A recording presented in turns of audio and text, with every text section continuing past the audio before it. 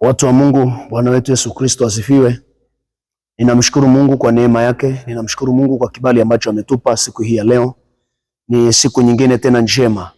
Leo natamani ushughulike na mauti au katae mauti ambayo imetamkwa kwenye maisha yako. Kataa kabisa mauti. Kuna mauti za kutengenezwa kichawi, kuna mauti za kutengenezwa na waganga wa kienyeji. Natamani ukatae mauti yoyote iliyoachiliwa kwenye maisha yako. Kwenye kile kitabu cha Mithali sura ile ya 18 mstari wa 21, Biblia inasema uzima na mauti huwa katika uwezo wa ulimi, na wao waupendao watakula matunda yake. Natamani wewe ambao unaona biashara yako inakufa, wewe ambao unaona ndoa yako inakufa, wewe ambao unaona maisha yako hayaeleweki, adui amekwisha kuachilia mauti juu yako. Kataa hiyo roho ya mauti.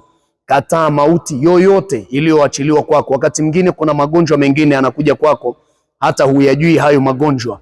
Wamekutengenezea magonjwa, wamekutengenezea roho za madeni, wamekutengenezea roho za umaskini. Lengo lao tu ni ili kuhakikisha wanakuangamiza, ni ili kuhakikisha wanakuua. Natamani ukatae kila mauti iliyoachiliwa kwenye maisha yako, na ili tuende pamoja kwenye madhabahu hii ya Mungu aliye hai.